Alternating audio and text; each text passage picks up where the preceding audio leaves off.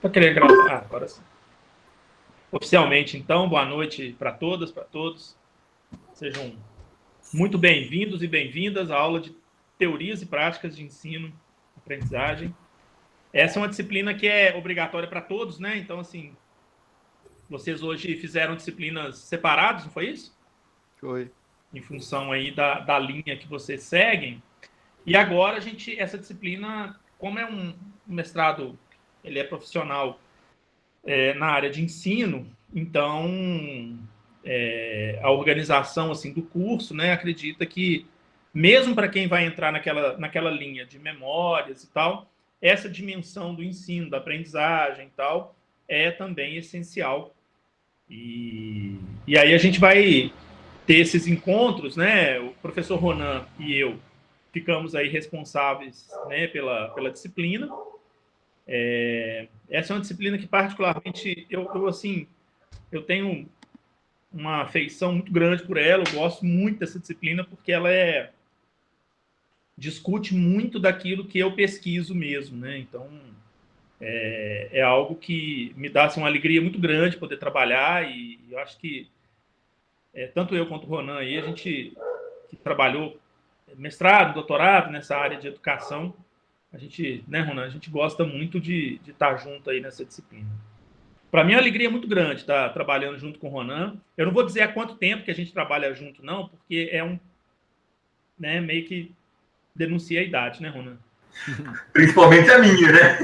Nossa, a gente pode falar que a gente começou cedo, mas a gente já tem aí uma longa história de estar trabalhando junto, desde que a gente era professor de física em Belo Horizonte, rede privada e tal, e depois que a gente veio, né, para o IFMG e tem, né, estreitado mais ainda essas parcerias de pesquisa, de ensino e tal. Então, dizer aqui de público é uma alegria muito grande, viu, Ronan, poder partilhar essa disciplina, fazer o planejamento que a gente fez junto e agora colocar isso em prática, né? O Gabriel, a gente tem uma história, o Gabriel, de trabalho juntos, né? Que é quase um casamento, né? E um casamento que deu certo, são muitos anos juntos. E a gente. Vou falar agora para você, um casamento hétero aí, tá? Pois é. E é bacana, porque recebido, Gabriel, é uma sensação enorme. Eu tenho uma admiração muito grande pelo Gabriel. Sabe? Você tem uma pessoa que é de uma competência ímpar, é o Gabriel. Tá? E a gente já vem assim há muitos anos, né? Muitos anos. Privado ali em Belo Horizonte. Rede privada a gente mata um leão a cada aula, né, Gabriel? É isso. A gente sempre ajudando um ao outro, a gente sempre companheiro um do outro. Então, assim, tem uma pessoa que eu admiro pela competência, pela amizade e pelo trabalho, é o Gabriel. Então, assim, sempre que dá, né? A gente tenta, né, Ronan? Ficar junto ali, porque é uma parceria que deu muito certo. Eu, essa semana, inclusive, comentei com o Gabriel, né? Se eu estou hoje no IFMG, eu devo a ele, né? Então, vocês que são meus alunos, se não gostarem, cobrem dele, viu? A culpa é dele. Né? Se vocês não gostarem das aulas em minhas, a culpa é dele. Porque se eu estou hoje no IFMG, eu devo a ele, eu sempre sou muito grato a isso. Nada. Está aqui pela sua competência. Pessoal, a gente queria conversar um pouquinho, assim, antes de começar mesmo, efetivamente, né, na disciplina, que é, assim, sobre como que a gente pensou o curso, quais são as formas que a gente vai ter aqui de avaliação, o que a gente está pensando, né, para a sequência da disciplina e tal. E aí eu vou começar a falar, mas, Ronan, quando você quiser complementar aí, por favor, tá? Então, em primeiro lugar, essa disciplina, a gente dividiu em 3 grandes grupos, tá? 3 grandes domínios. Na primeira parte, isso na parte introdutória lá do Moodle, a gente colocou isso lá, tá? Explicando direitinho. Na parte introdutória, na parte inicial do curso, a gente vai discutir aspectos ligados à psicologia cognitiva. Patrícia curtiu isso, né? Então, a gente vai discutir concepções de desenvolvimento, de aprendizagem. A aula de hoje ela vai ser mais introdutória sobre isso, então a gente vai dar um panorama geral a respeito dessas questões.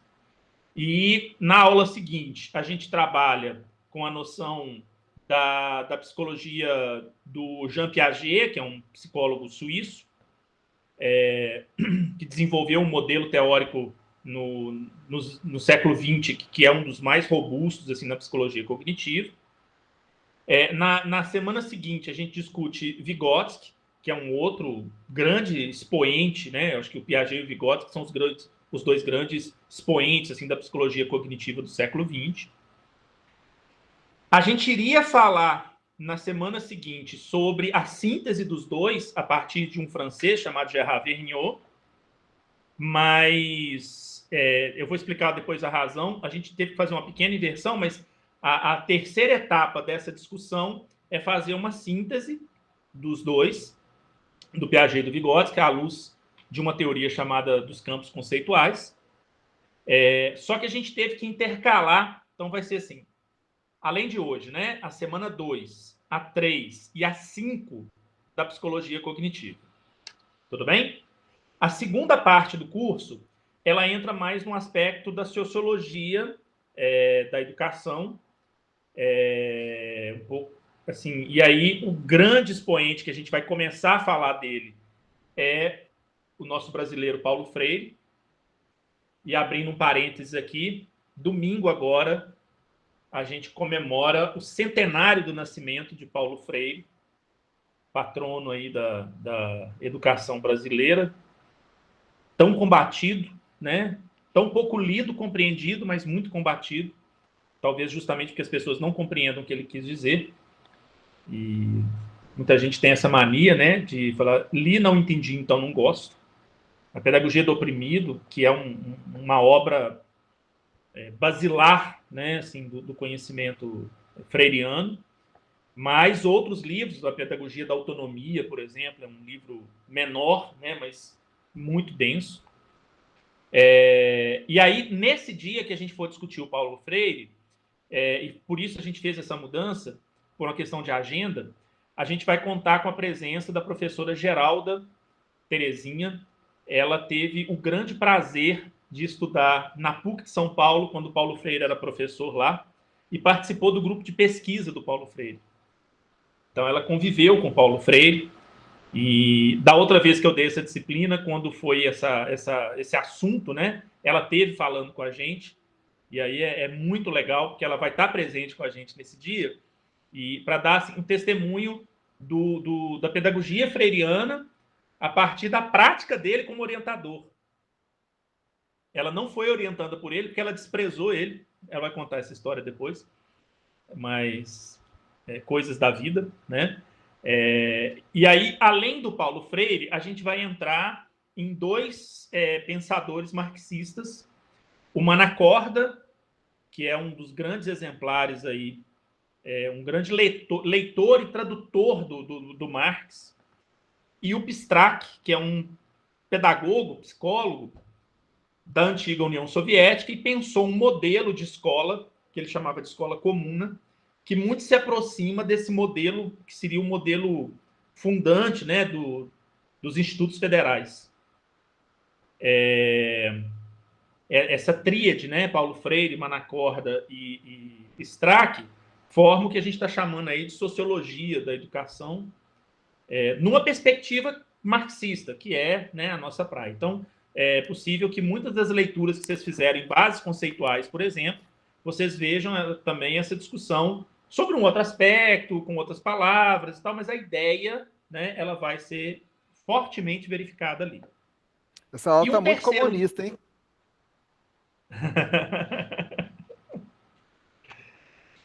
Mas a ideia tipo assim, é de propósito. Inclusive, eu ia dar aula hoje com a camisa do CCCP com a foice e martelo, mas é porque eu não achei ela aqui. Bacana. Mas eu trarei ela. Na próxima aula, eu certamente estarei com ela aqui. Strack é fantástico. A ideia de auto-organização... concordo, Dalina. Strack é fabuloso, assim. Bom, e aí, num terceiro momento, a gente vai fazer uma discussão mais de aspectos ligados à didática. Então, a gente vai discutir alguns aspectos mais, assim, vamos dizer, contemporâneos, mas nem por isso menos importantes, né? Então, a gente vai trabalhar com a questão ligada a metodologias ativas, mas aplicadas à educação profissional. Nós queremos fazer, inclusive, uma crítica a algumas dessas abordagens das metodologias críticas, metodologias ativas, que transferem para o estudante toda a responsabilidade do seu aprendizado, e não é bem assim. A gente vai dizer, opa, peraí, né? Não é assim mesmo, mas a gente vai trazer, então, essa questão aqui para nós. Nós vamos ter um momento para discutir a didática na educação profissional. Aliás, é um texto muito legal de uma servidora do campus Ouro Preto, que é a Geralda Pena, que é uma pessoa que eu particularmente tenho assim, uma amizade muito forte, assim, gosto muito das posições dela, e ela é uma pesquisadora assim, de mão cheia nessa área. O texto que eu vou propor, que a gente vai propor para vocês de ler, é um texto assim, absolutamente denso, de uma pesquisa muito bem desenhada, muito bem feita. A Geralda, ela tem essa formação na área de educação, pesquisa, educação profissional, e é uma profissional, assim, a gente vai tentar, eu tentar fazer o contato, trazê-la, inclusive, no dia, para a gente conversar um pouquinho também. Ninguém melhor do que o autor do texto, né, para falar sobre ele mesmo, né? E um último momento, vai ser uma última aula, em que a gente vai discutir o processo de avaliação na educação profissional. Tá? Então, as diretrizes para avaliação e tal.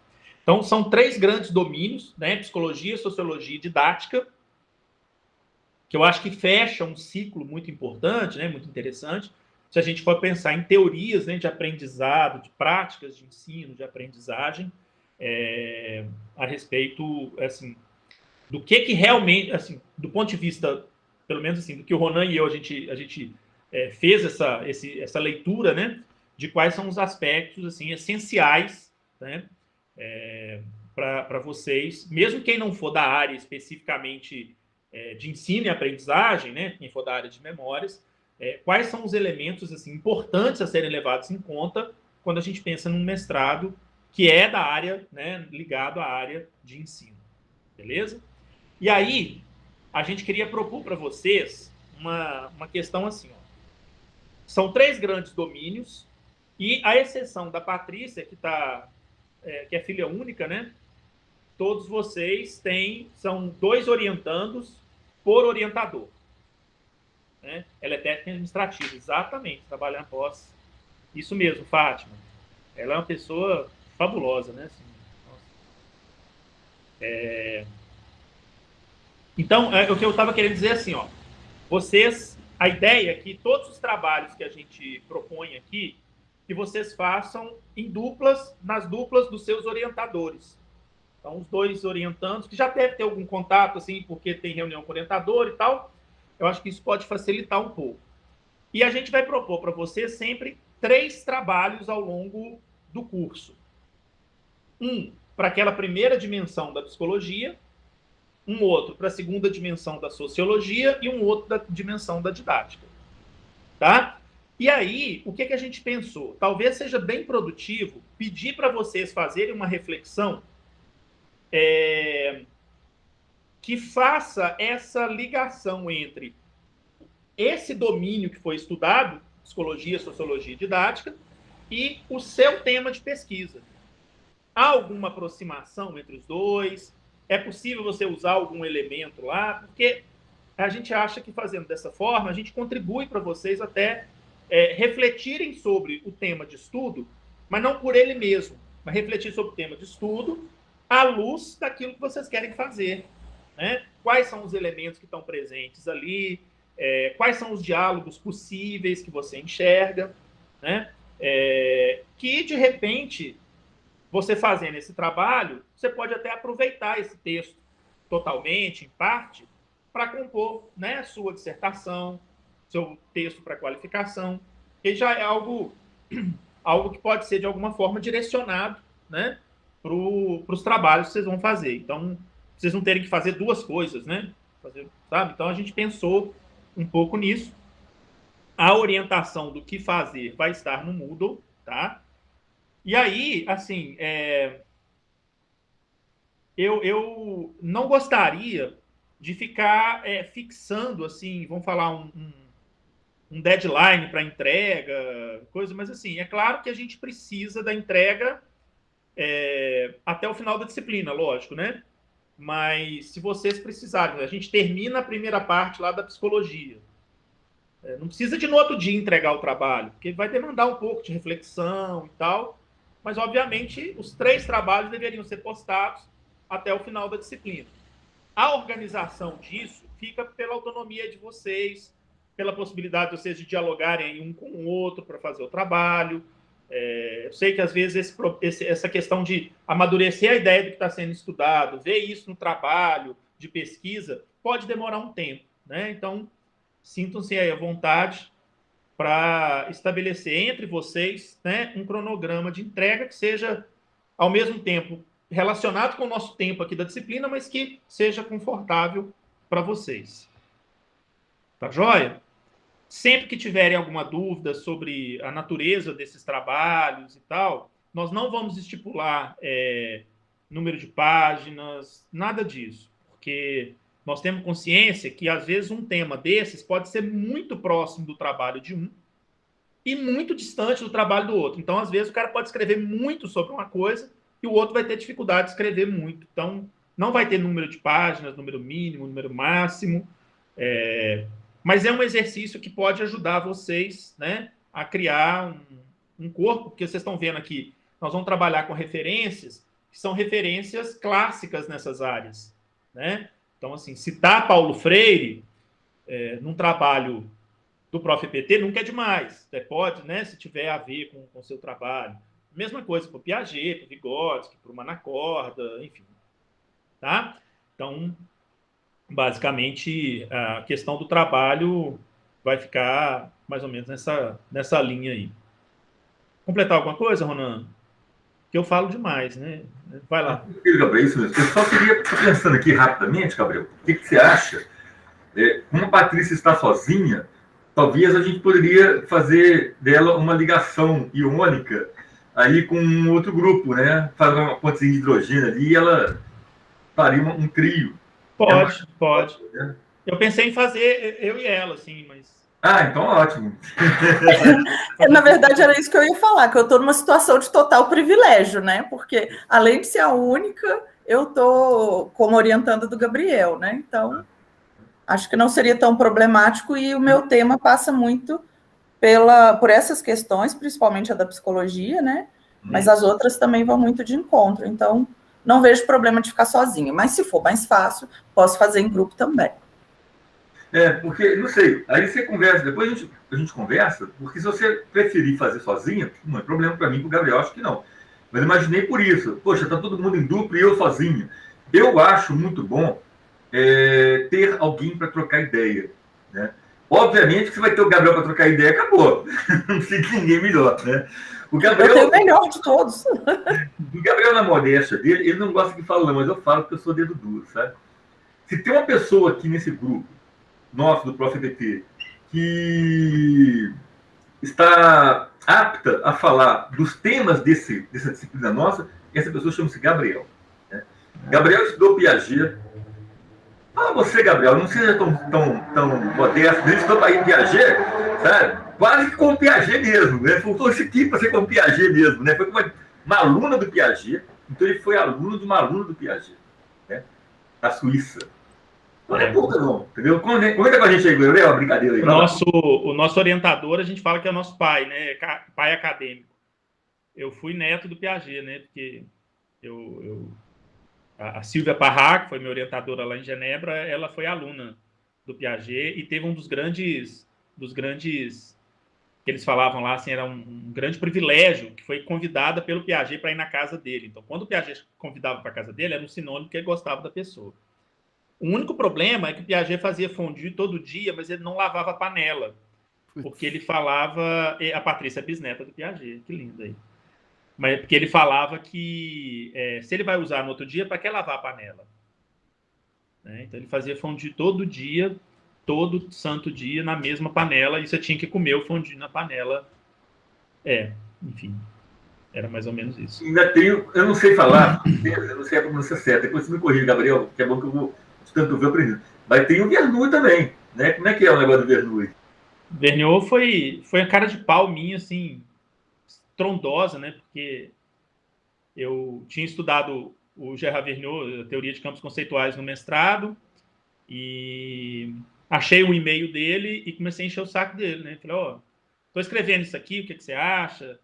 Foi até um negócio muito interessante, porque ele respondia e eu falava, gente, que isso, o cara, né? Porque normalmente a gente fica pensando, pô, o cara existe mesmo, né? Existe. E eu fiquei enchendo tanto o saco dele até que eu descobri um dia que ele vinha para o Brasil, lá para Sergipe. Ia ter um congresso lá, Educação e Contemporaneidade, que é organizado pelo Bernard Charlot. E eu já tinha encontrado o Bernard Charlot num congresso em Brasília. Vai falar que eu fiquei amigo dele. Não, não é fiquei amigo dele, mas assim, conversei com ele um pouquinho e tal. E aí o Charlot, eu estava na lista de e-mail do Charlot. O Charlot mandou, ó, vai ter o congresso e tal. E eu vi lá Gerard Vergniaud. Eu falei, cara, você me apresenta ele? Ele falou, cara, ele é meu amigo e tal. Eu falei, ah, então, aí fomos lá, apresentou. E aí eu já fui, assim, de cara dura, assim, ó. Eu sou amigo de um pessoal lá de Belo Horizonte, da Rede Católica, né, Ronaldo, que era do Marista lá. E aí eles estavam fazendo um congresso. Eu falei, gente, vocês não querem chamar o Vergniaud para vir no congresso, não? Imagina, fazer uma palestra? Oh, muito legal. Aí eu cheguei para ele, você não quer ir no congresso? Não, ele falou, quero. Aí foi em Curitiba. Aí eu falei, não, beleza, mas aí eu vou lá em Curitiba. Aí fiquei enchendo o saco dele. Aí ele virou e falou assim, mas agora você tem que ir em Paris. Eu falei, fácil, né? Assim, tranquilo, né? E a gente conseguiu, eu e a Andressa, a gente conseguiu uma passagem barata numa época, lá fomos. Falei, que dia que você vai para o Brasil de novo? Aí ele falou, vou em junho. Eu falei, você vai em junho? Massa. Isso era final do ano. Ele ia em junho do outro ano. Massa. Vou marcar minha qualificação para essa época. Você pode ficar na minha banca? Ele falou, posso. Aí liguei pro cara de Fortaleza, que era o congresso que ele ia. Falei, você não pode comprar passagem de volta a partir de Belo Horizonte, não? Ele falou, posso. E pode ser uns 4 dias depois? Eu falei, pode ser uma semana depois. Eu falei, joia. Fui lá, eu estava em Congonhas, no IFMG de Congonhas. Falei assim, aqui, vocês querem que o Gerard Vergniaud dê uma palestra aqui no campus? Aí você fala, Gerard Vergniaud, pessoa, quem, né? Famoso quem? Aí expliquei e tal. Que é esse, né?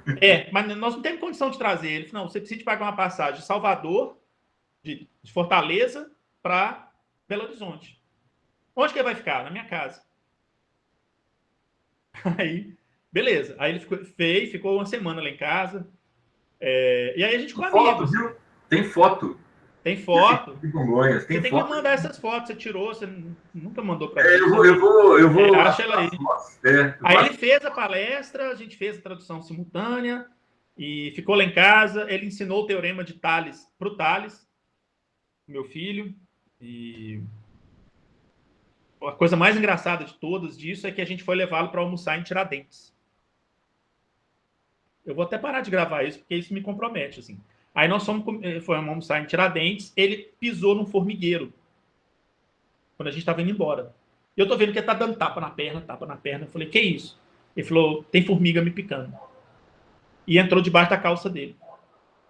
E eu falei assim, ele já era idoso. Eu falei assim, pô, você imagina esse cara ter um choque anafilático, sei lá. Aí nós paramos o carro no lugar, a Andressa foi, arrumou álcool. Eu falei assim, você me dá licença? Baixei a calça dele. Passei álcool. Então, assim, todo mundo pode falar assim, eu fui aluno do Vergniaud, eu sei lá, escrevi artigo com o Vergniaud, tive aula com o Vergniaud, mas poucos podem falar que passou a mão lá, né, do Vergniaud. Eu consegui essa proeza. Então, assim, se isso não é puxar o saco, eu não sei o que é, porque literalmente foi, né? E depois, quando eu fui para Genebra, eu consegui, assim, ele me recebia a cada final de mês para 2, 3 dias de trabalho lá em Paris 8, né, para a gente estudar a teoria dele. Então, assim, tem muita coisa que fica muito nebuloso pelos textos, né, e eu tive, assim, infelizmente eu não gravei essas sessões de conversa com ele, que era uma lição de vida, assim. E aí, agora em junho, né, ele veio a falecer, mas é um cara que generoso, assim, ao extremo, um cara, sabe aquele cara que é bom, se você conversa, parece que o saber vai exalando, assim, dele. Então foi uma experiência realmente de vida, para mais do que acadêmica e tal. poder conviver com um cara como esse, um cara de luz mesmo. E a teoria dele é uma teoria muito bonita, a gente vai ter um dia para falar a respeito dela. E, bom, basicamente é isso. Se hoje eu falar aqui, eu me emocionar um pouquinho, ficar meio coisa, não liga não, porque hoje meu filho está indo para a França. Agora, 10h30, ele pega o voo e vai morar lá, vai estudar lá, fazer mestrado. Então, hoje está um dia meio... Parabéns para ele, véio. Bacana demais. Véio. Ele conseguiu, está indo na Sorbonne, vai fazer mestrado em Relações Internacionais. Tá embarcando hoje. Aquele dia ele não Gabriel. Falou que era em Sorbonne. Que danadinho. O Gabriel Júnior? O Gabriel Henrique. Muito bem. Tá indo, cara. Parabéns mesmo. Aí eu tô assim meio falando as coisas aqui, pensando nele indo. A relação de pai e filho é eterna, não adianta. Eu gosto quando o Gabriel comenta essas coisas, porque eu falei com ele isso essa semana, a gente batendo papo, né, Gabriel? Uhum. E o Gabriel, quando eu falo que ele é uma sumidade, não é à toa. Quer dizer, poucas pessoas tiveram oportunidade de estudar com um cara que fez o negócio. Né? Então, quando você fala de campos conceituais, no meu modo de entender, eu não entendo o assunto, tá? Mas pelo tipo de formação que foi feita, para mim, hoje, o Gabriel é uma referência.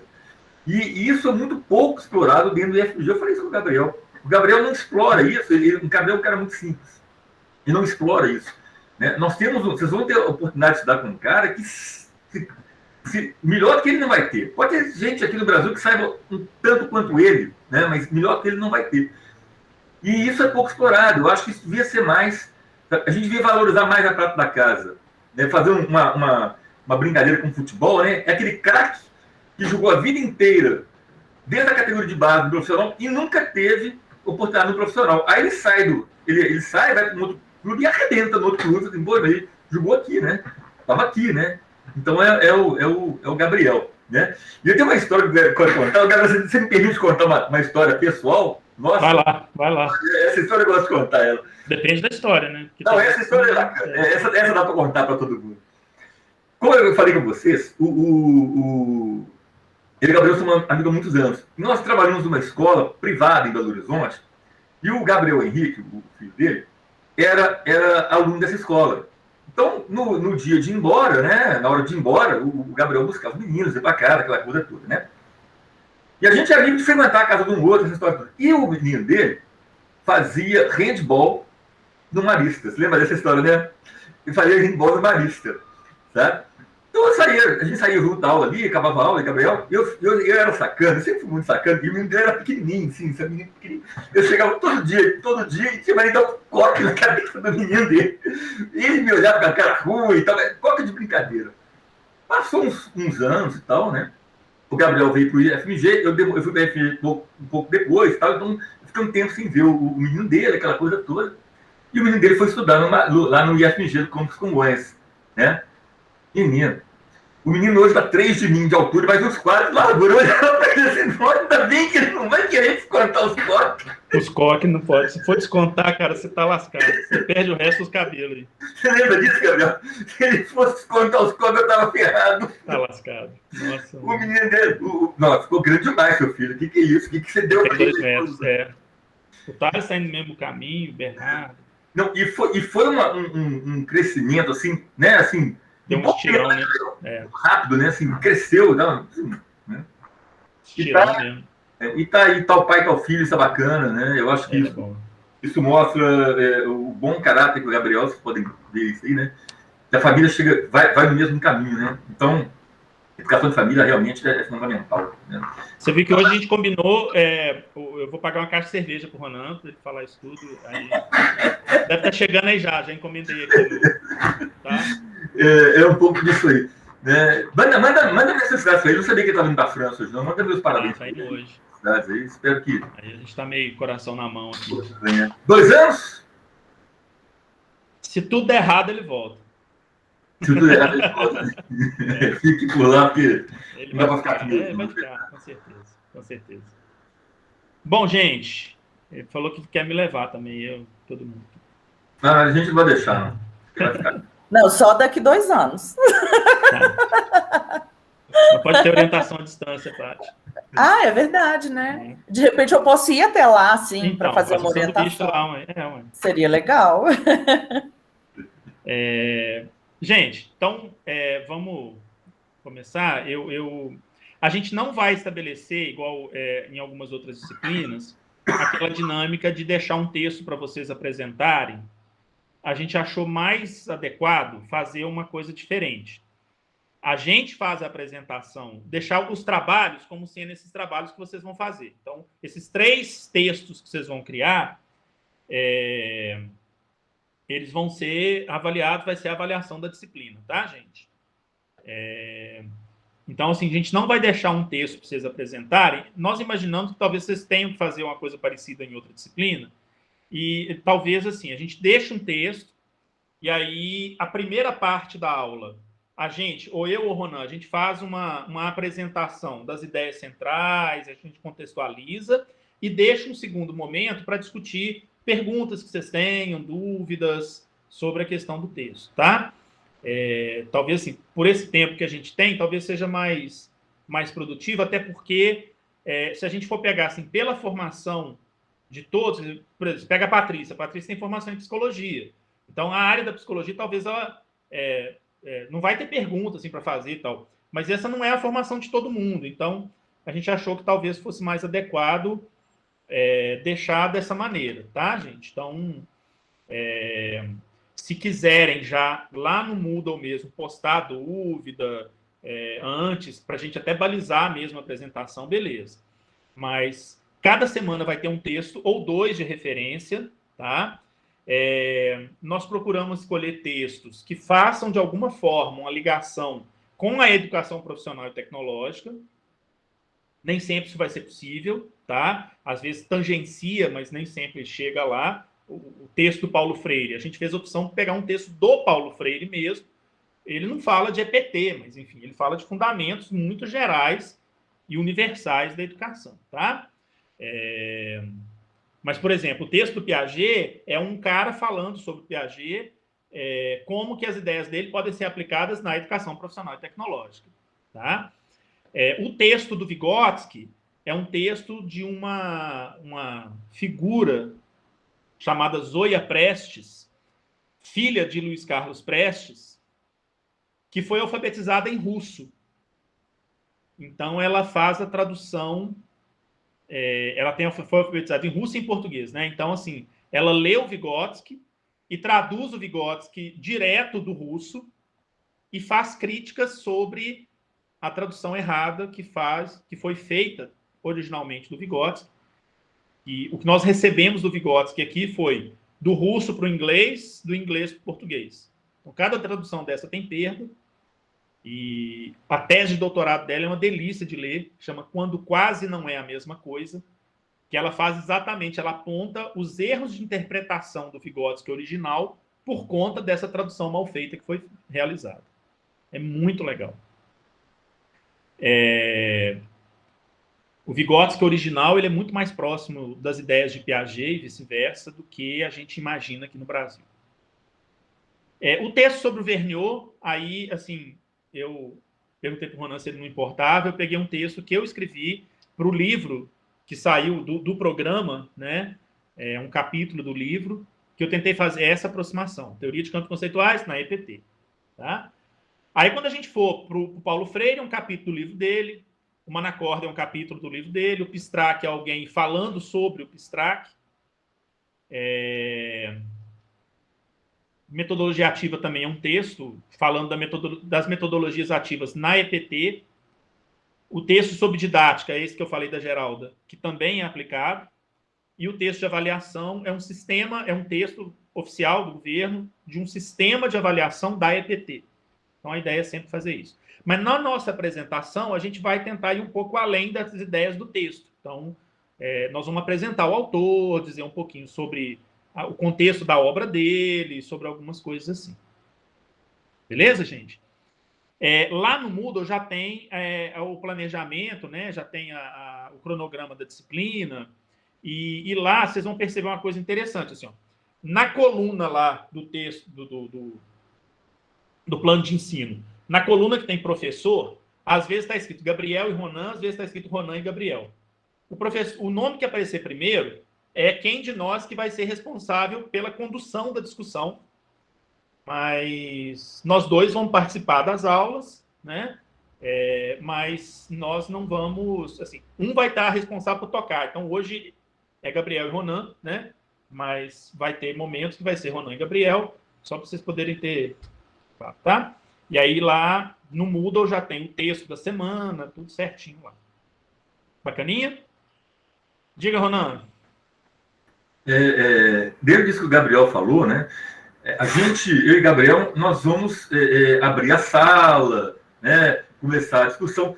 Mas eu gostaria muito, gente, que vocês participassem ativamente das discussões, né? É claro que a gente não vai cobrar de vocês fazer uma apresentação formal e tal, mas nada impede a Patrícia, por exemplo, que conhece de psicologia, que se quiser, Patrícia, e eu gostaria muito que você queira, né, fizesse um material, alguma coisa, das suas ideias mesmo, e julgasse. Ah, mas eu tenho medo de estar errado. Não tem problema. A gente está aqui para aprender, né? Então, se você... Ronan, eu gostaria de trazer umas contribuições e tal, tudo vale, gente. E realmente, a gente está num programa de mestrado, né? Não tem que ter vergonha, não tem que ter medo, não tem que ter... Nossa, faz o que nós vamos falar. Não existe isso aqui, né, Gabriel, com a gente, tá? Então, seria muito bacana se vocês, ao longo do curso, né, dessa disciplina nossa aqui, tendo algum assunto que vocês têm mais afinidade, que vocês pudessem preparar alguma coisa, e avisa pra gente, né? Olha, eu preparei uma coisa, eu posso falar? Claro que pode, né? Ou, mesmo que não tenha afinidade, mas queira propor ali alguma coisa, olha, eu gostaria de saber um pouco mais sobre isso. Eu queria muito que a gente trabalhasse de forma compartilhada, sabe? Eu acho que o aprendizado, quando ele é coletivo, ele é mais gostoso, né? Ele é melhor, um ajuda o outro. Eu gosto muito disso. Então, se o Gabriel me permitir, Gabriel, eu gostaria de fazer esse convite aos alunos. Tranquilo demais. Que a gente pudesse fazer essa coisa mais compartilhada. Mas eu fiquei com outra dúvida aqui, Gabriel. A gente não chegou a conversar sobre isso na disciplina. Durante a aula, porque a aula vai de 7 a 10, nós vamos dar algum intervalo? Como é que vai ser, Gabriel? Eu esqueci de perguntar isso para vocês, se a gente pensou. Eu estava pensando, a gente tem duas possibilidades. Aí eu acho que assim, é bacana vocês também dizerem, né, o que vocês acham. Sim, claro. A gente pode fazer uma coisa do tipo 7 até 8h20, depois pegar 8h40 até as 10, que aí dá 2 módulos de 1h20, dá um intervalinho no meio, que aí, né, certamente todo mundo já trabalhou durante o dia, tal, dá uma pausa assim, talvez seja importante. Ou fazer um intervalo mais curto, terminar antes, enfim. Assunto para falar até as 10 e sem intervalo a gente tem, pode ter certeza. Mas se vocês toparem, 7 até 8h20, 8h40 até as 10. Que a gente dá 20 minutos de intervalo, dá para dar uma respirada. Beleza. Tranquilo? Joia. Então, gente, vamos começar aqui. A aula de hoje vai ser uma aula muito... a gente não tem, assim... A ideia nossa dessa primeira aula é dar um panorama geral mesmo, assim, sobre alguns conceitos. Nós não temos aqui o objetivo de aprofundar em nenhum deles, porque a gente vai fazer isso nas aulas seguintes, tá? E aí, para começo de conversa, eu queria fazer uma pergunta para vocês. E aí, pode abrir aí o microfone e falar e tal. A pergunta é, para vocês, o que é aprender? Um de cada vez, por favor.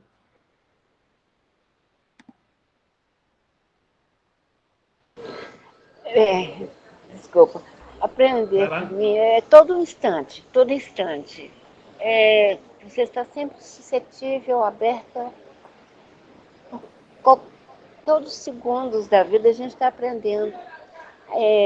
Um sorriso inesperado na criança, um jeito, uma palestra, uma comunicação, até mesmo dentro do ônibus que você está. Conforme o que está sendo dito, ali você aprende alguma coisa.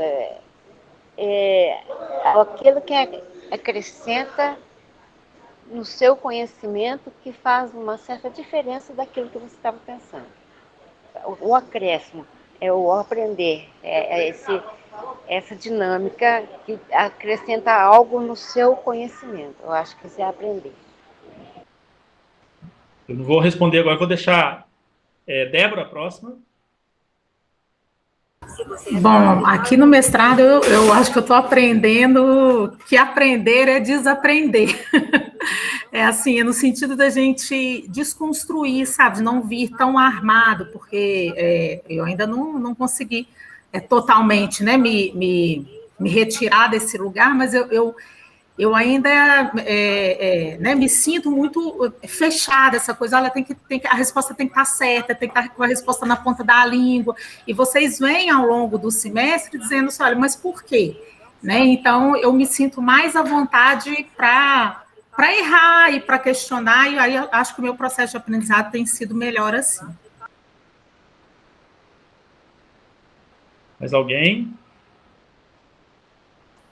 Eu acho que aprender é você entender a respeito de algum assunto ou alguma situação, né?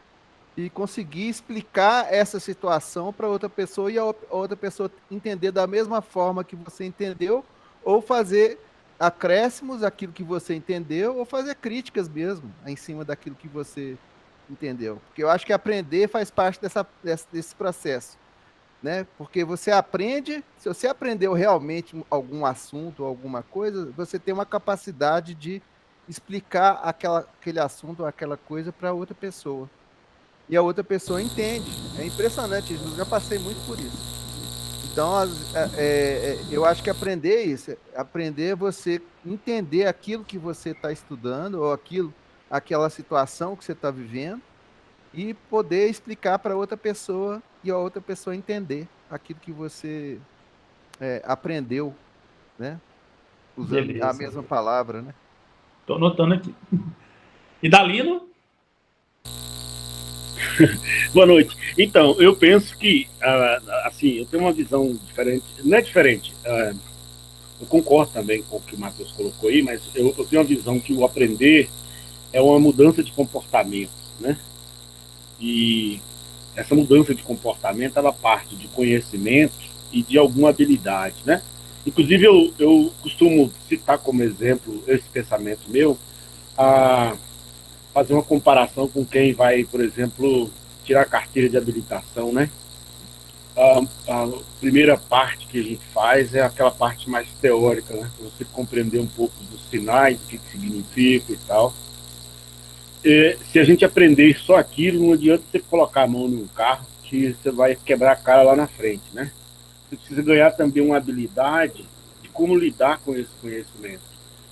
Mas também, se você tem conhecimento e habilidade e não tem a atitude, né, a mudança de comportamento, as multinhas chegam em casa todos os dias, né? Então, assim, é um pouco isso que eu penso. Mais alguém, gente?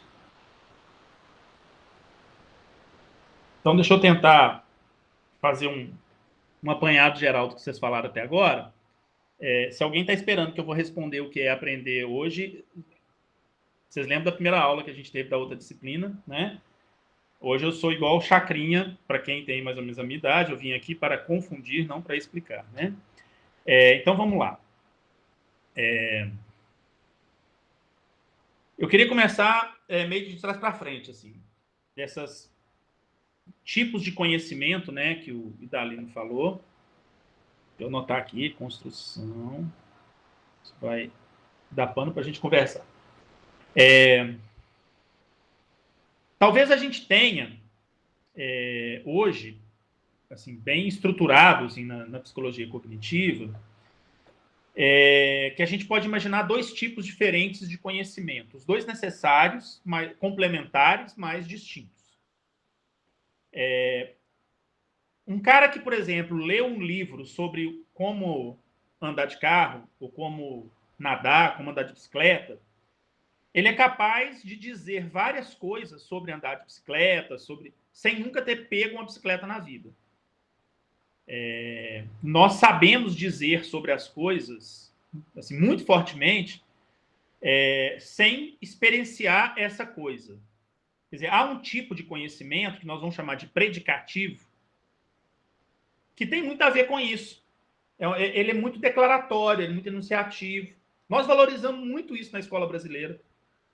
Né? Eu tenho que falar sobre coisas, né? Eu tenho que classificar o espelho esférico, né, Ronan? raios, eu tenho que falar sobre essas coisas, eu tenho que falar sobre capitais.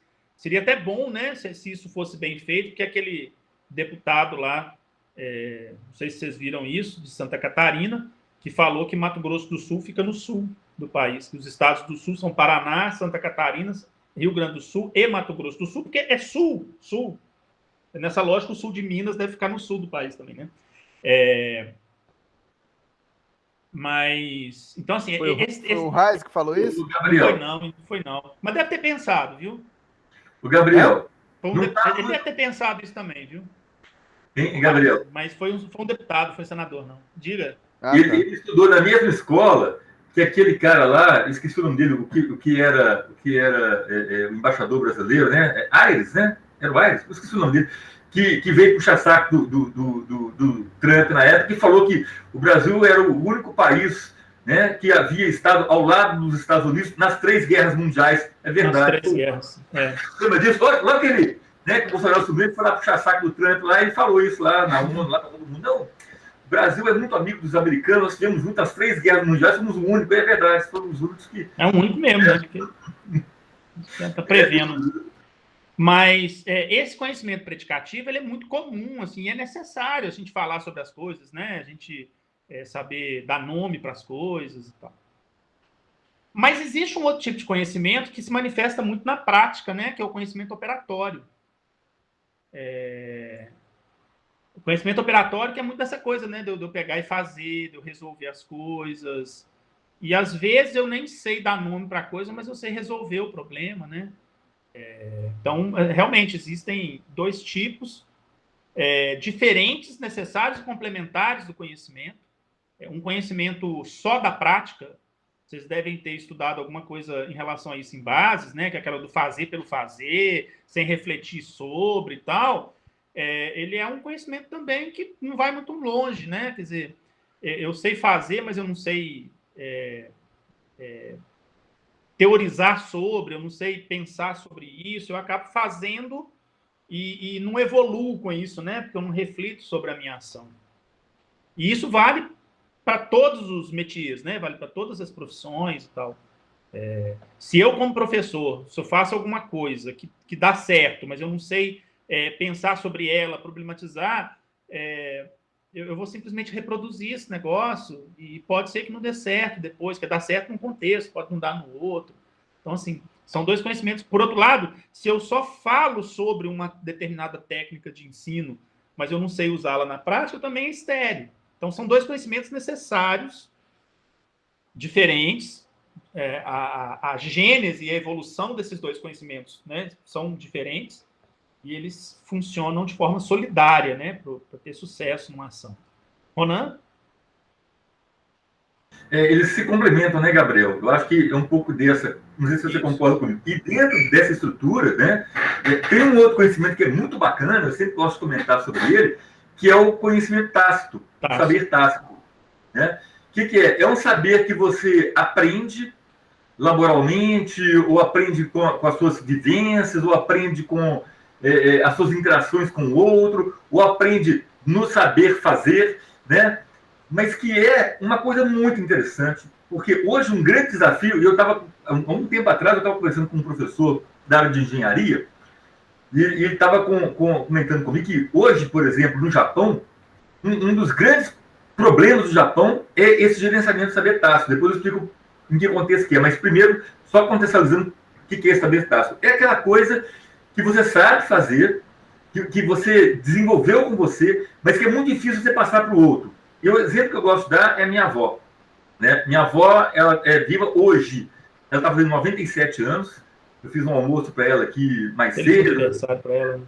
Pois é, eu estou com um familiar aqui que veio do Espírito Santo para vê-la, porque com essa idade toda, né, a gente tem que comemorar muito. E perfeitamente lúcida, anda para baixo para cima. Até pouco tempo atrás ela tocava violão e tal. Bom, enfim.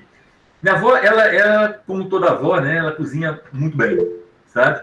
E ela fazia uma bala, tá? Que era aquela famosa bala delícia, todo mundo conhece. E a bala delícia dela é muito boa. Ela fazia essa bala delícia, que é uma assim, eu nunca comi igual, não estou desfazendo de ninguém, mas a dela era maravilhosa. E outra coisa que ela fazia muito bem, que era assim, espetacular, era a panqueca. Ela faz uma massa de panqueca que é uma coisa de louco, gente. Quem come, assim, baba, sabe? Bom, a massa de panqueca é uma coisa interessante. Porque ela faz essa massa de panqueca e ela vai misturando as coisas ali e ela já tentou me ensinar a fazer essa massa de panqueca milhões de vezes. E eu gosto de cozinhar, eu sou metido a cozinheiro. Chega num certo momento da massa que ela fala assim, olha, você tem que olhar o ponto. Fudeu. Porque ela bate o olho a massa, ela é um caldo, né? Tá na panela ali. Ela bate o olho no caldo, ela fala assim, tá no ponto. Assim, como é que tá? Olha aqui isso, olha o ponto aqui. Eu falei, mas o que é o ponto? Fudeu. Entendeu? O tal do ponto, fudeu. Não tem jeito, não tem explicação do tal do ponto. E é impressionante, Gabriel, eu não consigo fazer o tal do ponto. Né? É um saber tácito. Não sei se ela olha para a coisa e fala, pode tirar que está na hora de fazer. A bala delícia era a mesma coisa. Ela fazia a bala delícia, né? E a bala delícia, ela vai tendo cores diferentes na medida em que ela vai mudando de temperatura. Ela começa muito quente, ela tem uma cor, ela vai esfriando, Gabriel, ela vai tendo cores diferentes. Quando ela está muito fria, está branquinha. E tem uma certa cor que é a hora de você começar a puxar a bala. Então você vai puxando a bala e vai torcendo. E nesse puxar e torcer, essa bala faz um barulhinho, ela faz um estralo, tá? Chega um momento que ela faz um tipo de barulho que é o ponto. Minha avó tá puxando a bala assim, ó, deu ponto. Como é que você sabe, ó? Pelo barulho. Olha o barulho aqui, olha o barulho assim. Puta merda, fodeu. Tá vendo, não? Não dá para saber. Entendeu? É inacreditável. Então, o saber tácito é isso, né? É tácito, é dentro da pessoa. A pessoa desenvolveu algo entre si, né? E por que isso virou um problema no Japão, Gabriel? Uma coisa interessante. Lá no Japão, as fábricas, elas empregavam uma pessoa assim, lá com seus 15 anos de idade, e esse cara passa a vida inteira fazendo alguma coisa na fábrica, dentro do processo de produção. Então ele desenvolve esses saberes tácitos. Por exemplo, esse professor meu estava falando comigo na área de metalurgia, sabe, Gabriel? Tinha um cara lá, por exemplo, pela cor da chama, ele sabia o que tinha que fazer, se tinha que pôr mais oxigênio, mais gás, não sei o que e tal, para derreter a coisa melhor, alguma coisa assim. O que aconteceu com esse sujeito? Chega um momento da vida dele, o cara para de trabalhar, ele aposenta. Então o cara que vem atrás não dava conta de fazer com a mesma produtividade que o outro fazia, porque não tinha saber tácito. Entendeu? Então esse gerenciamento no Japão começou a virar um problema. Como é que eu vou passar isso para frente? Como é que eu vou ensinar o outro isso aqui? Né? Porque não tem não tem um livro que ensina isso. Né? Então é muito bacana esse negócio. Né? Esse saber é muito legal. Né? Oi? Pode passar a palavra aí para... Vai lá, pessoal, pode falar, vamos lá. Dacuí, tem um filme que eu gosto muito, é um filme francês que chama Entre os Muros da Escola. O título é Entre les Murs. Eu vou botar, inclusive, a referência. Ele tem no YouTube, eu só não consigo subir ele pro Moodle por causa do tamanho. Mas o filme, basicamente, é passado numa escola de periferia de Paris, uma escola que recebe muito estrangeiro, né? Assim, imigrantes do norte da África e tal. E o esforço que a gente tem dos professores de tentar compreender essa cultura que eles trazem diferente e tal. Ô, Walter, você puder fechar o microfone? Walter? Valeu. Fechado, desculpa aí, meu menino tocou aqui no meu celular. Não, tá joia. Criança é uma maravilha. Aí o que acontece? Tem uma passagem desse filme que o professor de francês está conversando com as pessoas sobre formas diferentes de falar uma mesma coisa. Uma forma mais rebuscada, uma forma mais coloquial e tal. E um aluno pergunta para ele assim, mas como que eu vou saber a hora de falar de um jeito ou de outro? Ele falou, aí o cara fica completamente perdido, porque o cara sabe fazer essa do conhecimento tácito, ele sabe onde que ele fala de um jeito ou de outro. Aí ele falando, mas isso não é uma coisa que a gente ensina, é uma coisa que a gente sente. E aí a sala faz assim, aí o menino que perguntou faz assim, e se eu não conseguir sentir? Porque é isso, o conhecimento tácito tem essa coisa, você sabe que você sabe fazer, você não sabe botar em palavras, né? Dacuí, a palavra está com você. Então, eu fiquei um pouco perdida aqui nos conceitos, sabe, Gabriel?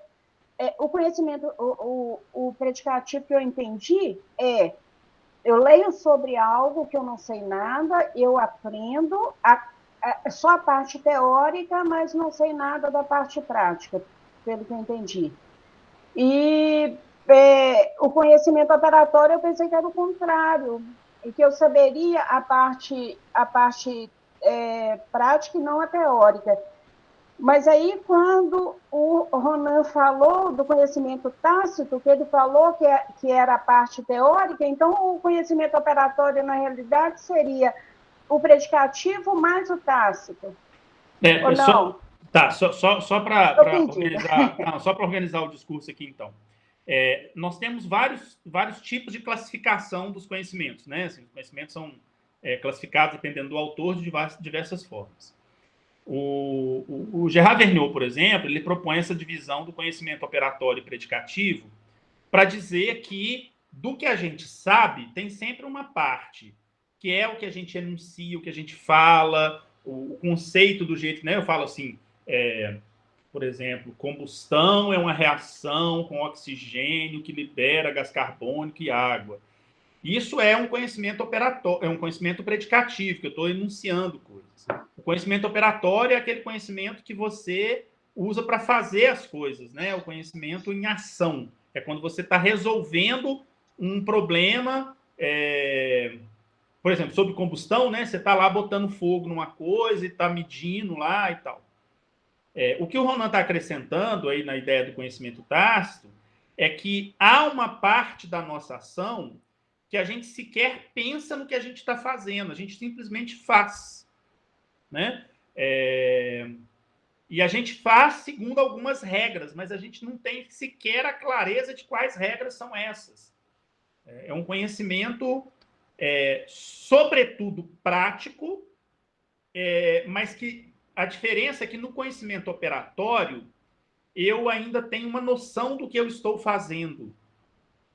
Ele é da prática, mas é da prática a partir de algumas, o que eu vou dizer, de algumas regras que estão claras para mim. Ele pode ser sistematizado. Pode. E você pode passá-lo para frente.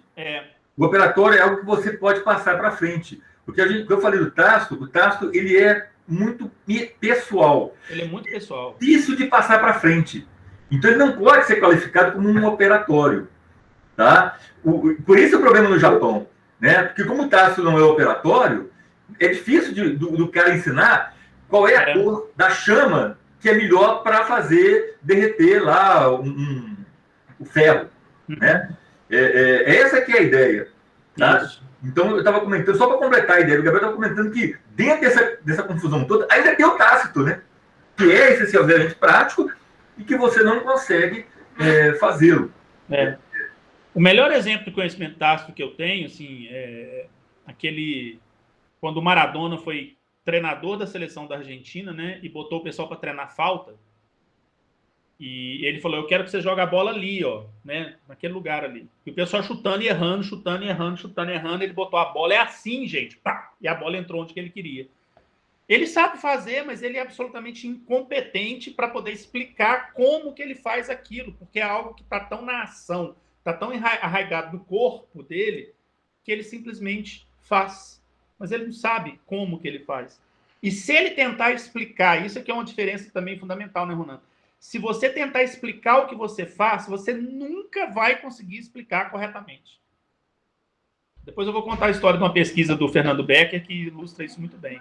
Claudete, eu acho que o Walter tinha levantado a mão, não sei se ele abaixou. Walter levantou a mão, sim. Foi. Levantei e abaixei. Existem duas situações que são bem valorizadas, conhecimento tácito, e que ninguém sabe, que paga milhões. Uma é não sei se você sabe, o navio, quando chega no porto, tem um barquinho que vai na frente do navio, conduzindo o navio por alguns lugares para que não possa afundar ou não encalhar. E o cara ganha milhões e não sabe nem ler nem escrever. Ele só sabe controlar as águas. Um outro é aqui na Fiat, em BH. Já tentaram de tudo, inclusive fazer engenheiro, fazer máquina e tudo mais, que é um mestre ferramenteiro. É o que faz as formas dos carros, dos moldes e tudo mais. Ele consegue abaixar, jogar um feixe de luz e saber se tem ou não Já fizeram máquina para tentar fazer e não dá a precisão que ele dá no olho. O cara ganha muito bem o salário dele, e muitos engenheiros já tentaram fazer uma máquina para sofrer e não conseguem. É isso aí. É isso aí. Claudete, vamos todos ouvir. Ai, gente, desculpa que menina atrapalha a gente aqui, né? Espera só um pouquinho. Desculpa, gente, logo agora que eu ia falar. O Gabriel, assim, eu acho muito legal, né, isso aí, esse exemplo que o Ronan, né, apresentou, porque eu ia até falar um pouquinho sobre, né, o que é o que é aprender, mas aí eu resolvi falar agora na questão do saber, né, porque dentro da educação integral, né, principalmente do ensino fundamental, a gente trabalha muito essas questões aí dos saberes, né? Inclusive, existe uns cadernos, né, do próprio MEC, né, que tem sobre a mandala dos saberes. E aí, né, quando o Ronan coloca aí, né, da avó, eu me lembrei disso, né, dos saberes comunitários, né, que é exatamente isso aí que o Walter falou também, né, que muita gente sabe muita coisa, né, as pessoas, principalmente, né, as mais velhas, né, do que a gente, né, e algumas não alfabetizadas, têm tanto conhecimento e que a gente não consegue entender como eles sabem aquilo, né? E cai nisso que você disse, eles não sabem explicar também, né, como que é aquilo. Mas são conhecimentos, são saberes, né, muito importantes, né, para a nossa cultura. Inclusive, estou me lembrando também da aula anterior, né, que a gente estudou um pouquinho um texto lá com o professor Pablo, né, e que isso faz parte, né, do nosso ensino médio, né, principalmente, né, da EPT, né, da questão cultura, que é um dos eixos, né, do ensino médio, né, que é trabalho, ciência, cultura e tecnologia. Então, esses saberes, né, comunitários ou saberes do território, eles fazem parte desse aprendizado nosso. Então, eu acho isso muito bacana. E o meu pai é um exemplo desse também. Então, assim, meu pai é semi-analfabeto e tem um conhecimento tão grande, né, naquilo que ele faz, né, que é da feira, né, das hortaliças, que às vezes as pessoas falam com ele assim que vai denunciá-lo, né, lá na feira, porque ele fica receitando, né, as coisas, receitando chá, um monte de coisa assim para as pessoas, sabe? E que realmente dá certo. Então, eu acho isso muito legal, muito interessante. É o mestre raizeiro. Isso. Isso é um... Então, assim, tentando fazer um fechamento, assim, aqui no IFMG, na rede federal de uma forma geral, foi criado há um tempo atrás um negócio que chama Reconhecimento de Saberes e Competências, RSSC. Qual que era a ideia? Um professor da rede federal, que antes não era exigido dele que fizesse mestrado, doutorado, mas que fosse especializado numa determinada área, numa determinada ação, ele poderia, comprovando saberes e competências, ter uma remuneração equivalente à do mestre, do doutor e tal. Então, a ideia, na gênese, depois deu uma certa degenerada isso, mas na gênese a ideia era justamente valorizar de alguma maneira, ou pelo menos valorizar financeiramente, coisas que as pessoas faziam, saberes que elas desenvolveram, e que não havia uma comprovação, RC, que não havia uma comprovação acadêmica desse saber. Então, a gente tem... Isso aqui, Gabriel? Sim. É bacana que aí se complementa. Essa história é muito bonita que o Gabriel está falando, porque o que aconteceu com os institutos tem tantos, mas a gente tem que começar a pensar nos Cefetes, né?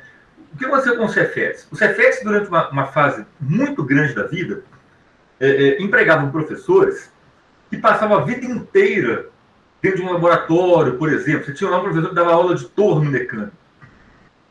E passou a vida inteira ali. E essa parte mais acadêmica, ela é relativamente recente na rede federal. Então, essa pessoa não teve oportunidade de fazer mestrado e doutorado.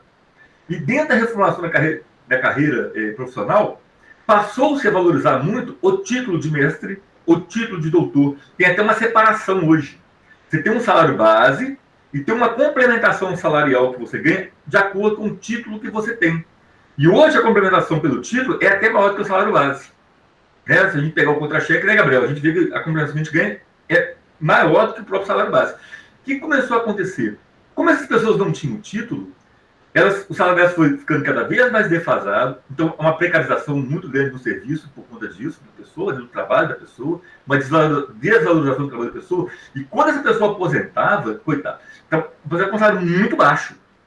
Então, um pouco da ideia era essa, olha, essa pessoa tem um conhecimento, por isso que é o reconhecimento, né? Ela tem um conhecimento, uma competência que faz dele, naquele ofício específico, né, entre aspas, doutor, mesmo não tendo título. E eu acho isso muito bacana. Eu não sei qual é a opinião do Gabriel, mas para mim era uma coisa muito legal, que é reconhecer mesmo, né, tudo que essa pessoa se dedicou à instituição ao longo da vida.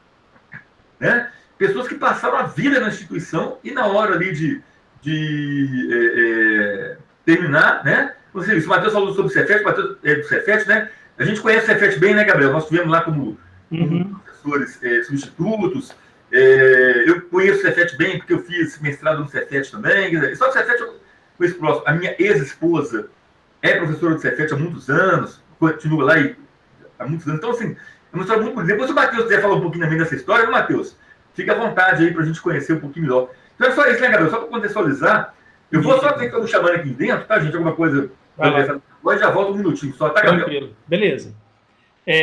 Mas entre essa boa ideia, e eu disse que depois degenerou, porque assim, os institutos, cada ente lá da rede federal cria uma maneira, né, de reconhecer isso.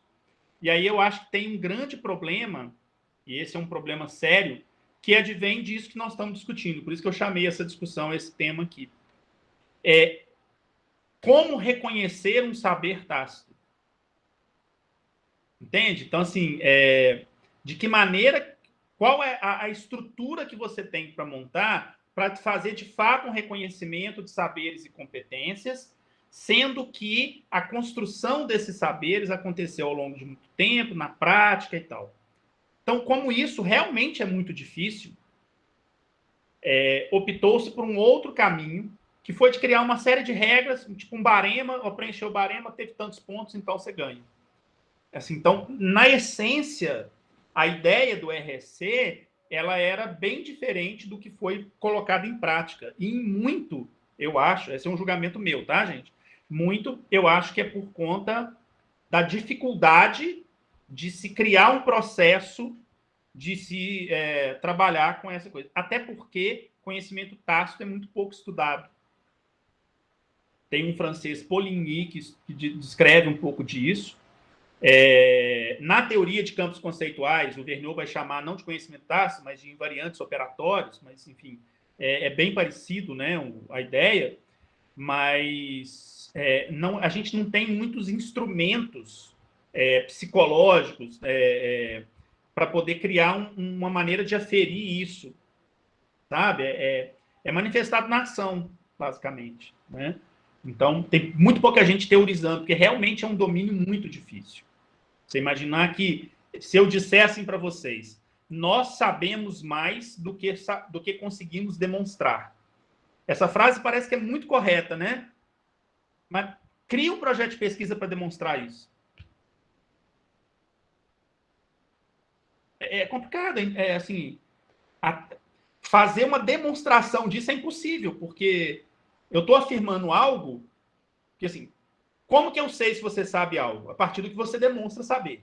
Se eu falo que você sabe mais do que você demonstra, já tem um problema na própria concepção da minha afirmativa de algo que não pode ser demonstrado. Aí vira, tipo... Desculpa, a comparação é muito idiota, mas eu vou fazer. Vira livro do Paulo Coelho, desculpa quem gosta, tá? Que ele falava assim, a sua alma gêmea tem um ponto brilhante no alto do seu ombro esquerdo. Quando você tenta ver, esse ponto some. Então, danou-se, né? Matheus? Lá no Cefet, igual eu estava falando aqui, tem o pessoal antigo lá, justamente igual o professor Ronan falou, né? Justamente nessa situação.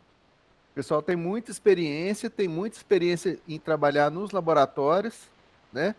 Uhum. Aí, para ele conseguir uma qualificação maior, o pessoal estava adotando a prática de fazer qualquer curso. Entendeu? Então, por exemplo, tem uma pessoa que sabe muito de mecânica lá, da área de fundição, por exemplo. Aí a pessoa fez o curso de administração para poder ter uma qualificação melhor, para poder ganhar um salário melhor, né? Pois é. E aí eles apareceram com essa questão do RSC, entendeu? Além da qualificação, além da promoção na carreira por mestrado e doutorado, né? Aí eles criaram o RSC para essas pessoas não ficarem defasadas. Uhum. E tem muita gente que não aposenta por causa disso. Isso. Né? Exato. E é lícito, né, que o cara não aposente, porque ele sabe que vai tomar uma traulitada. E aí entra numa outra dimensão que não é objeto de discussão da disciplina, mas que eu acho que é complementar e a gente precisa de tocar também, que é a diferença de valorização social desses tipos de conhecimento. O conhecimento predicativo é muito valorizado. Não, esse cara sabe muito, esse cara, nossa, ele fala sobre um monte de coisa, olha que coisa legal. O conhecimento operatório é menos valorizado um pouco. O conhecimento tácito, não. Como conhecimento, estou falando valorização financeira não, tá? Estou falando valorização... tipo assim, o cara só sabe fazer, o cara não sabe. Então, assim, esse conhecimento tácito é visto com certo preconceito dentro da própria academia, porque não pode ser sistematizado, não pode ser estudado, né, a fundo, assim. Então, tem isso. Em algumas áreas, e aí você citou, né, a retribuição pecuniária também, né, é muito pouca, porque é um saber que o pessoal acha assim, todo mundo pode ter, sabe? Marinalva? Oi, gente, boa noite de novo. Então, meu pai, ele trabalhou na construção de Brasília, e esse meu pai nunca estudou, ele só tem até a terceira série lá mal sabia assinar o nome dele. E ele foi professor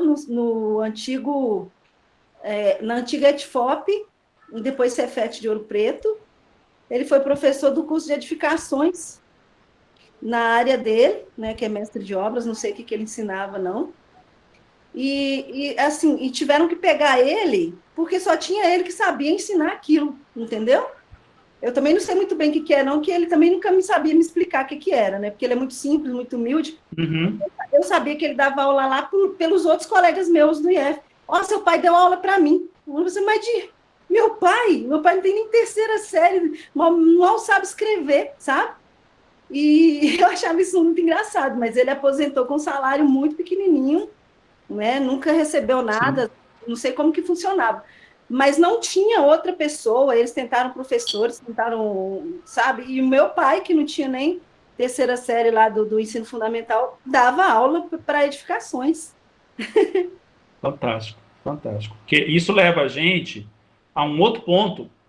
A gente vai dar um intervalinho daqui a pouquinho, só para tentar completar, porque vocês falaram também diversas outras coisas do saber, né, do que eu perguntei o que é aprender, e aí algumas pessoas colocaram como se fosse troca, como se fosse construção, algo experiencial, que, assim, o processo de aprendizagem, né, o fenômeno da aprendizagem, ele é um fenômeno fundamentalmente social. E, portanto, ele precisa de troca, ele precisa de interação, né? Quando a gente fala em interação, a gente está falando de ação integrada, né? Então, assim, interação não é uma pessoa só agir sobre a outra, mas é um conjunto, né? Você precisa de ter essa interação. O fenômeno da aprendizagem como um fenômeno social implica necessariamente que o caráter acadêmico, apesar de ser muito valorizado, por exemplo, o plano de carreira da rede federal é baseado na questão acadêmica, é a questão de tempo de serviço e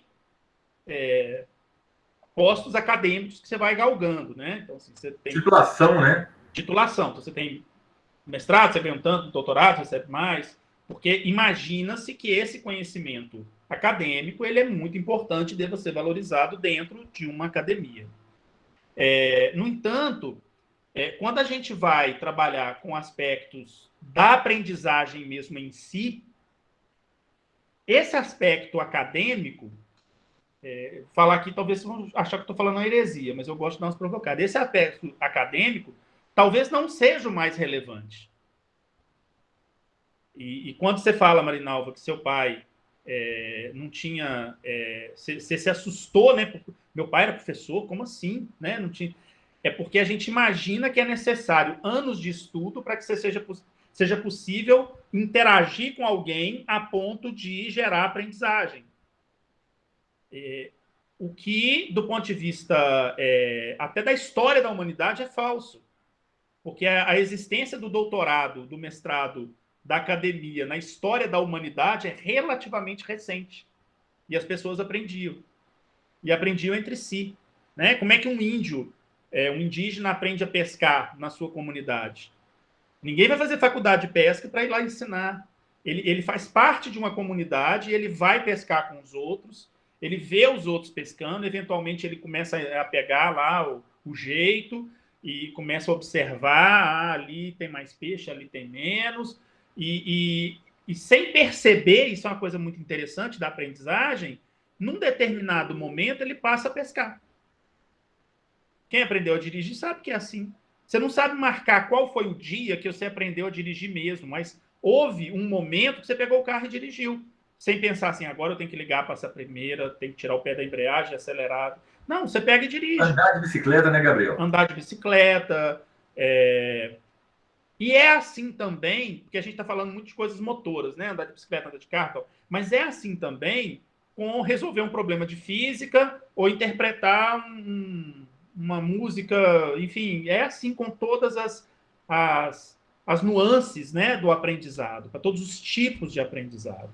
Né? A gente vai... Por isso que alguém escreveu, é um processo. A aprendizagem não acontece da noite para o dia. Apesar de que algumas correntes psicológicas, eu vou falar disso depois do intervalo, elas acreditavam que o aprendizado acontecia de uma vez. Uma corrente alemã, né, a Gestalt, falava muito a respeito dessa coisa de que do insight, né? Você está aqui de não formou aqui um todo, então eu aprendi. Talvez haja esse momento, e todos nós já experimentamos um momento em que você dá aquele clique, mas aquele clique não é um clique em si, é o resultado da acomodação de diversas assimilações que você vai acontecendo ao longo da vida, né? E aí eu notei bem que alguém falou a palavra assimilar. Que aprender, né? Que aprendizagem é assimilação, né? Assimilar. Eu não vou entrar agora muito em detalhes nisso, eu vou dar um intervalinho e na volta eu vou começar dessa palavra, assimilar, que ela tem uma essencialidade muito grande nesse modelo de aprendizado. Tá joia? Então, vamos dar uma parada aqui. Eu vou parar até de gravar para não ficar muito, muito grande, né, os arquivos. E 8h40 a gente volta. Beleza? A gente, até daqui a pouco. Ok.